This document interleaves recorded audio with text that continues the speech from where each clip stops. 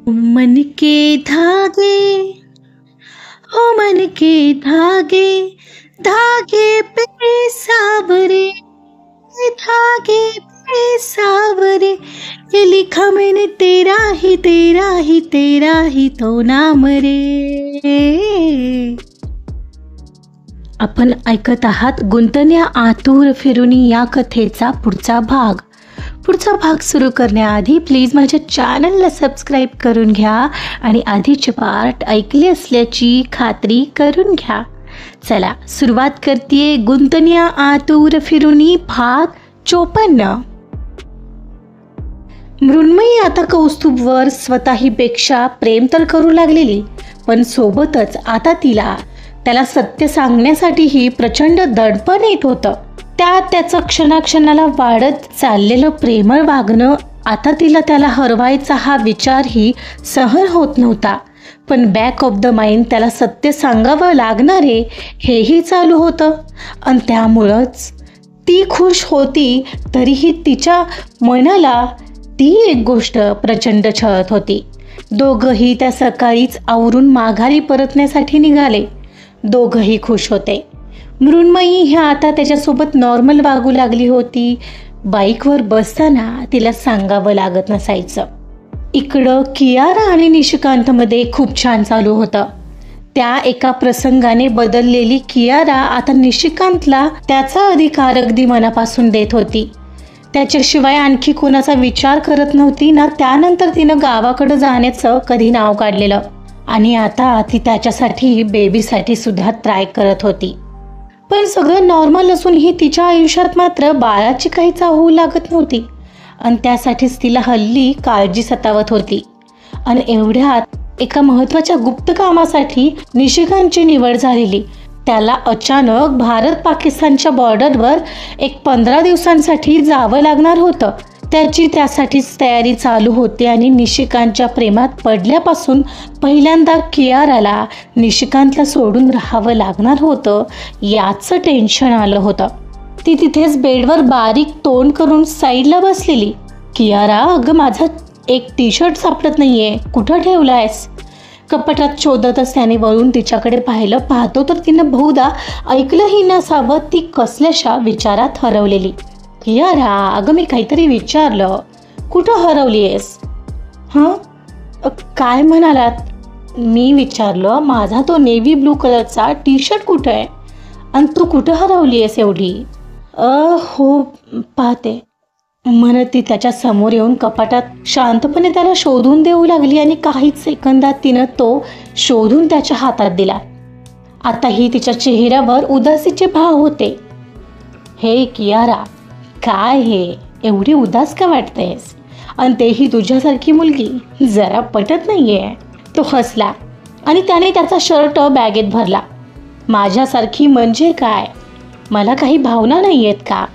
एकतर इतक्या दिवसात तुमची इतकी सवय लागली आहे निशिकांत आणि आता तुम्हाला असं अचानक जावं लागतंय. मला किती टेन्शन आलंय माहिती आहे? ती आता त्याच्या मागे येऊन उभी राहिली. अगं टेन्शन काय, 15 दिवसांचा प्रश्न आहे. काम फत्ते करून मी आलो. आणि काय ग, आधी तर नव्हतीच अशी तू. मी इकडं तू तिकडं पुण्याला असायचीस किती दिवस. कधी तर 6 महिन्यातून एकदा भेटायचो आपण, तेव्हा तर कधी असं वागली नव्हतीस. मग आत्ताच काय झालंय तुला? तो बोलता बॅगची चेन लावून तिच्याकडे वळत बोलला. पण यावेळी खूप कठीण वाटतंय मला निशी.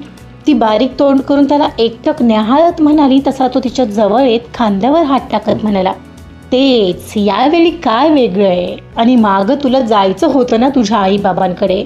एक काम कर, ये जाऊन तो बिनधास्त. मी तिकडून आलो की तुला न्यायला येतो मुंबईला. निशिकांत चक्क यावेळी तिला मुंबईला जाण्याची परवानगी देत होता. तेही स्वतःहून. पण मुंबईचं नाव निघालं तसं तिच्या अंगावर भीतीचा शहाराच आला. पहिला अन्वय आठवला. नाही नको, मी इथंच ठीक आहे. मी पाहीन ना तुमची वाट. अगं अशी काय करतेस? मी बोललोय ना आता ये जाऊन. मग ये ना. नको, आता नाही जावं वाटतंय मला तिकडे. निशिकांत, पण आधी प्रॉमिस करा सुखरूप परत याल. 15 दिवसात माघारी याल ना. त्यापेक्षा 1 दिवस जास्ती नाही चालणार हा मला. ती अगदी भावूक होऊन बोलत होती आणि बोलताच त्याला बिलगली. आणि बदललेल्या कियाराच्या वागण्या बोलण्यातून त्याच्याबद्दल दिसणाऱ्या काळजीने त्याला तिच्याबद्दल मनात प्रेम भरून येऊ लागलेलं. त्यानेही तिच्या भोवतीची मिठी घट्ट केली. त्याच्याकडून घट्ट होत जाणाऱ्या मिठीत तीही शिरली तशी देहभान विसरू लागली, त्याला कडल करू लागलेली. मग त्यानेही बेभान होत एक क्षणाला तिला बाजूला करत तिच्या ओठात ओठ मिसळले. दोघेही काही क्षण हरवले होते. एक क्षणाला बाजूला झाले तेव्हा तो मात्र त्या क्षणाला तिच्या विस्कटलेल्या बटांना मागे सारत होता आणि तिला डोळ्यात भरून घेत होता. यावेळी ती आपली वाट पाहत असेल या विचारानेच त्यालाही तिला सोडून जावं असं काही वाटलंच नव्हतं. पण देशाप्रती असलेलं कर्तव्य आधी बोलवत होतं. मग मात्र मन घट्ट करत तो तिला म्हणाला, मी माझं काम सक्सेस करून पुन्हा नक्कीच परतेन, कारण माझी कियारा वाट पाहते. Got it? मला सोडून जाऊ नका ना निष्कांत, प्लीज. आता एकटं राहायचीही भीती वाटते हो मला. तुम्हीच सवय लावलीत ही अन आता निघालाय सोडून. ती त्याच्या मिठीत पुन्हा शिरत म्हणाली, ओ हो Kiara, be a wise girl. It's my duty first to serve our country, you know well. आणि हे 1 वर्ष राहिलंय फक्त आपल्या सोबत राहण्याचं. पुन्हा तसंही तुला मुंबईला जावंच लागेल आणि माझी पोस्टिंग कुठे होईल हे मलाही माहिती नाहीये.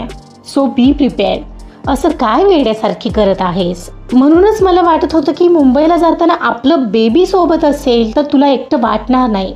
बट विल सी काय मनात आहे त्याच्या. हो, पण बेबी तरी कुठं येत आहे? तेही तर वेळ घेत आहे ना आपल्या आयुष्यात यायला. तिच्या डोळ्यात आता सल होती. बरं, आपण त्याच्यावर सोपवून देऊ. आपण कोणाचं काही वाईट नाही केलंय ना, तर आपलंही काही वाईट नाही होणार. ओके? बघच लवकर सगळं ठीक होईल. चल, उद्या सकाळी निघावं लागेल. आता जास्ती पुढचा विचार करू नकोस बरं तू. निशिकांत तिला समजावत होता. तो किती साफ मनाने म्हणत होता की आपण कोणाचं वाईट नाही केलं तर आपल्यासोबत वाईट होणार नाहीये. आणि तिला तिचं आधीचं वागणं आठवत होतं. क्वचित प्रसंगी कोणाला नाही तर केतन आणि पर्णिकाला तर तिनं दुखावलेलं. आणि यामुळेच आपल्या आयुष्यात असं होत असेल का असं तिच्या मनात वाटून गेलं. इकडे रात्रीची वेळ होती. रात्रीची जेवणं वगैरे झाली की मृण्मयी डायनिंग आवरू लागली. कृतीही तिला मदत करत होती. आज पर्णीला थोडा त्रास होत होता. हल्ली तिला जेवण जात नसायचं. मळमळ आणि उलटीचाही त्रास होऊ लागलेला. त्यामुळे ती तिथंच बसून होती. केतन आणि कौस्तुभ आपले हॉलमध्ये टीव्ही समोर होते. बाबाही तिथंच होते. मृण्मयी काही वेळाने सगळं आवरून हॉलमध्ये आली. मृण्मयी, ये ना बस, सगळेच सोबत आहेत आज तर, आई म्हणाल्या. हो ना मृण्मयी. काय ग, डान्स कसा चाललाय तुमच्या दोघींचा? पर्णीनं विचारलं. ओहो, छानच. तुम्हाला बरं वाटतंय ना आता ताई? हो ग, आता काय हे असंच चालणार काही दिवस. पण काय ग, इतकं दिवस झालं तुम्ही डान्स क्लासला जाताय तर तुम्ही शिकला असाल की, तर आम्हाला पण दाखवा की जरा. मला पाहायचा आहे तुमचा डान्स. पर्णी म्हणाली तशी तिथेच असलेली कृती पण एक्साइटेड होत पुढे आली. हो हो, चल ना वहिनी, आपण करून दाखवूया डान्स. आत्ता? मृण्मयीने भुवया उंचावल्या. कारण असं कोणासमोर डान्स करायचा ट्राय तिनं याआधी कधी केला नव्हता. त्यामुळे तिला जरा अवघडलेपणा वाटत होता. हो, त्याला काय होतंय? काही नाही होत ग, मी आहे ना तुझ्यासोबत. तू एकटीच थोडी येस. चल चल, एक कमॉन. कौस्तुभ दादा, केतन भैया, आम्ही डान्स करून दाखवतोय. थोडा वेळ आमचं गाणं लाव ना टीव्हीला प्लीज. कृतीने लगेचच जाहीर करून टाकलं आणि आता मात्र तिच्यासमोर पर्याय नव्हता. ओहो, डान्स करणारे तुम्ही दोघी? लावतो ना मग. हे काय, लगेच लावतो. मृण्मयी, कर ग बिंदास, आम्ही पण बघू. तिच्या चेहऱ्यावर पसरलेल्या चिंतेची लकेर पाहून आई म्हणाल्या. कोणतं गाणं लावायचंय कृती? केतनने विचारलं. मनवा लागे. ओके ओके, लावतोय हा, म्हणत तो गाणं लावू लागलं तर कृतीने त्याच्याकडून रिमोट ओढून घेतला. थांब ना भैया, मी लावते बरोबर ते कडवं, म्हणत तिनं ते गाणं लावलं आणि तिथं येऊन थांबवलं जिथून त्यांचा डान्स असणार होता.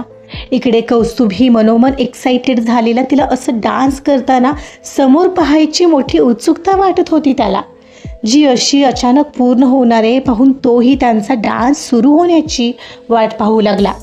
तिलाच एकटक पाहत होता. ती मात्र सर्वांसमोर त्याच्याकडे पाहायचं टाळत होती. गाणं सुरू करायला तिनं केतनकडे रिमोट दिला आणि दोघी त्या सर्वांसमोर पोज घेऊन बसल्या. आता कर स्टार्ट. म्हणत पोज दिलेल्या कृतीने परवानगी दिली आणि केतनने गाणं सुरू केलं आणि दोघींचा डान्स सुरू झाला.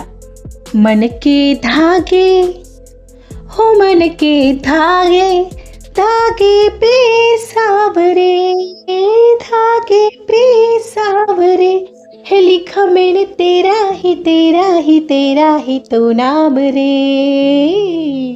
ऐसे डोरे डाले काला जादू नैना काले तेरे में हवाले हुआ सीने से लगा ले. मैं तेरा हो दोनों धीमे धीमे चले आजा दोनों ऐसे मिले जमी पे लागे ना तेरे ना मेरे पावरे. मनवा लागे हो मनवा लागे रे सावरे. सुरुवातीला थोडीशी दबलेली मृण्मयी कृती सोबत होती, त्यामुळे मग मात्र खुलून डान्स करत होती. तिचे ते डान्स मूव्ज आणि एखाद्या मोरणीसारखं नाचणं त्याच्या मनात मात्र लाखो तारा छेडत होतं. सोबतीला गाणंही असं होतं जणू त्यातील शब्द त्या दोघांना आणखी जवळ आणत होते. त्यात डान्स करताना 1-2 वेळा त्याच्याशी झालेली तिची नजरानजर त्यालाही नाही तिलाही तर घायाळ करून गेलेली. गाणं संपलं तसं सर्वांनी टाळ्या वाजवल्या. ओ हो मृण्मयी, कृती भारी केलास हा डान्स. केतन, व्हिडिओ काढायला हवा होता हो, पर्णी म्हणाली. हो रे, विसरलोच. अगं आधी आठवण करायची ना. It's okay. एक काम करा, पुन्हा एकदा करा डान्स. मी यावेळी व्हिडिओ बनवतो. हो, वन्स मोर हा कृती, पर्णीही एक्सायटेड होऊन म्हणाली. अरे हो, असंही चालेल. चल बहिणी, पुन्हा एकदा, म्हणत कृतीने तिला पुन्हा सोबत नेला. पुन्हा एकदा सेम गाण्यावर सेम डान्स झाला आणि यावेळी केतनने त्याचा व्हिडिओ शूट केला. इथे मृण्मयी आणि कौस्तुभमध्ये आता कुठं हळूहळू ठीक होऊ लागलेलं. ते दोघं त्यांचं मॅरिड लाईफ आता एन्जॉय करू लागले होते. ते मधूनच होणाऱ्या नजरेचे खेळ आणि त्याने मनात होणारी हलचल अनुभवत होते. कौस्तुभला मात्र कधी एकदा वर बेडरूममध्ये जातोय आणि तिला भेटतोय असं झालेलं. तो एकदम उठला. बरं चला, गुड नाईट. अरे चालला झोपायलाही. बस ना कौस्तुभ, केतन बळेच म्हणाला. अरे उद्या ऑफिसला जायचंय भैया, ट्राय टू अंडरस्टँड. हो का, आम्हालाही जायचंय कौस्तुभ, केतन हसत म्हणाला. पण तेव्हा त्याच्या चेहऱ्यावर आलेले भाव वेगळेच होते. आता दोघात खरंच सगळं ठीक झालंय याची जाणीव सर्वांनाच वाटत होती, त्यामुळे सगळे खुश होते. बरं चला, मीही जातोय झोपायला. चल पर्णी, तुला मी मदत करतो वर जायला, म्हणत तो पर्णीकडे आला. एव्हाना कौस्तुभ वर निघून गेला तशी मृण्मयी ही वर जायला निघाली. भैया मला पाठव हा डान्सचा व्हिडिओ. हो, तुला आणि कौस्तुभलाही पाठवलाय, तो पर्णीला वर नेता म्हणाला. तेवढेच शब्द कानावर पडलेला कौस्तुभने बेडरूममध्ये येत तो व्हिडिओ डाउनलोड केला आणि पुन्हा पाहत बसला. मनातून तिची वर येण्याची वाट पाहत होता आणि एवढ्यात ती आली ही दार लावत होती. तसं त्याचं तिच्याकडे लक्ष गेलं आणि त्याचा मोबाईल आपोआपच बाजूला गेला. आजचा पार्ट इथंच संपलेला आहे. सगळं काही छान चालू आहे. येणाऱ्या वादळा अगोदरची शांतता असेल काही, बघूया. त्यासाठी ऐकत रहा गुंतन्या आतुर फिरुनी. कथा आवडत असेल तर प्लीज लाईक करा, सबस्क्राईब करा आणि शेअर सुद्धा करा. Thank you so much.